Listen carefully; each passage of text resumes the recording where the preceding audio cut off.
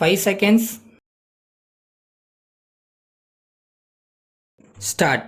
மானிய கோரிக்கை மீதான விவாதத்தில் ஓர் உறுப்பினர் பேசியதாவது: மாண்புமிகு பேரவைத் தலைவர் அவர்களே, இந்த ஆண்டுக்கான உள்ளாட்சி மற்றும் குடிநீர் வடிகால் வாரியத்துறை மானிய கோரிக்கை மீது நடைபெறுகின்ற இந்த விவாதத்தில் பங்கு கொள்வதற்கு வாய்ப்பு அளித்ததற்கு என் நன்றியை தெரிவித்துக் கொள்கிறேன்.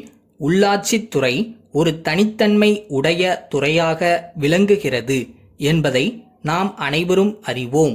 மற்ற துறைகளைப் போல் தன்னுடைய துறைக்கான பணிகளோடு மட்டும் நிற்காமல் அனைத்து துறைகளோடும் இணைந்து பணியாற்றுகிற சிறப்பு இந்த துறைக்கு உள்ளது.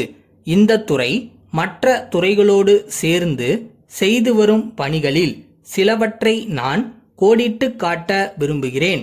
அனைத்து ஊராட்சி பகுதிகளிலும் பெண்களுக்கென்று தனியாக நவீன கழிப்பிட கட்டடங்களும், மகளிர் சுயநிதி குழுக்களுக்கும், கிராம நிர்வாக அலுவலர்களுக்காகவும் மற்றும் பள்ளிகளுக்கும் நியாய விலை கடைகளுக்கும் சொந்த கட்டடங்களை ஏற்படுத்தி கொடுத்து வருகிறது.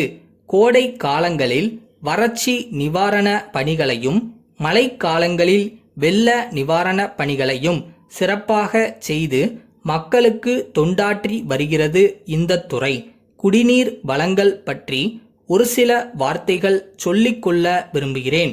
இயற்கையாகவே வானம் பொய்த்து மழை இல்லாமல் போய் குடிநீர் பற்றாக்குறை ஏற்பட்டாலும் கூட குடிநீர் பற்றாக்குறையை நீக்க பலவிதமான பணிகளை மேற்கொண்டுள்ளது. அனைத்து மாவட்டங்களிலும் கூட்டு குடிநீர் திட்டங்களையும் ஆழ்துளை கிணறுகளையும் போர்க்கால அடிப்படையில் ஏற்படுத்தி உதவி செய்துள்ளது.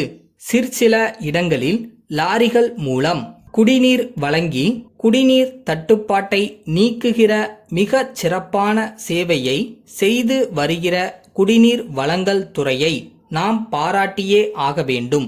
கிராம நிர்வாக அலுவலர் ஆற்றுகிற பணி மிக முக்கியமானதாகும்.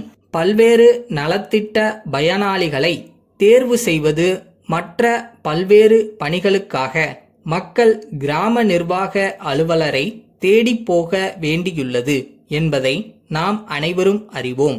கிராம நிர்வாக அலுவலருக்கான கட்டிடத்தை கட்டி கொடுத்து அவர் அங்கே எப்போதும் இருந்து செயல்படுமாறு செய்திருப்பது மக்களுக்கு பெரும் உதவியாக இருக்கிறது என்பதை இந்த நேரத்தில் நான் சொல்லிக்கொள்ள ஆசைப்படுகிறேன். மழைக்காலங்களில் மழைநீர் வீணாக கடலில் கலப்பதை தடுத்து அதை சேகரித்து வைத்தால் எதிர்காலத்தில் பயன்படுத்த முடியும் என்ற அடிப்படையில் மழைநீர் சேகரிப்பு திட்டம் உருவாக்கப்பட்டது என்பது நன்கு தெரியும். மழைநீர் சேகரிப்பு முறைகள் பற்றிய பிரச்சாரம் மக்கள் மத்தியில் விரிவுபடுத்தப்பட்டு இன்னும் அதிக எண்ணிக்கையிலான கட்டிடங்களில் மழைநீர் சேகரிக்கும் திட்டம் நடைமுறைக்கு கொண்டுவரப்பட்டிருப்பதை நாம் அனைவரும் பாராட்டியே ஆக வேண்டும். தமிழ்நாடு முழுவதும் உள்ள அனைத்து அரசு துறை கட்டிடங்களிலும் மழைநீர் சேகரிப்பு அமைப்புகளை அரசு நடவடிக்கை எடுத்திருப்பது பெரிதும் வரவேற்கத்தக்கதாகும் என்பதை வலியுறுத்தி கூறிக்கொள்ள விரும்புகிறேன். கிராம சாலை மேம்பாட்டு திட்டத்தினை அரசு மிகவும் சிறப்பாக நடத்தி வருவதை அனைவரும் பாராட்டி இருக்கின்றனர் என்பது மகிழ்ச்சிக்கு உரியதாகும்.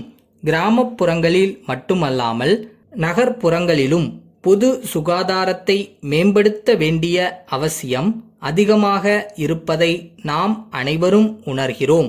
குப்பைகள் ஆங்காங்கு தேங்கி கிடக்கின்றன. அவற்றை அகற்ற உடனடியாக நடவடிக்கை எடுக்க வேண்டும் என்றும் மக்கள் கோரிக்கை வைத்துக்கொண்டே இருக்கிறார்கள். பிளாஸ்டிக் பொருள்களையும் மற்ற குப்பைகளையும் தரம் பிரித்து நடவடிக்கை எடுத்து துப்புரவாக வைத்துக்கொள்ள முயற்சி செய்வதை பாராட்ட விரும்புகிறேன். சில நகராட்சிகளில் ஆணையாளர் பணியிடங்கள் நிரப்பப்படாமல் இருப்பதாக என்னிடம் சம்பந்தப்பட்டவர்கள் எடுத்து கூறியதை ஆட்சியாளர்களிடம் தெரிவித்ததில் தேவையான நடவடிக்கைகள் எடுக்கப்பட்டிருப்பதாக தெரிகிறது. இது சம்பந்தமாக என் பாராட்டுதலை சொல்லிக்கொள்ள பெரிதும் விரும்புகிறேன். இத்துடன் என் உரையை நிறைவு செய்கிறேன்.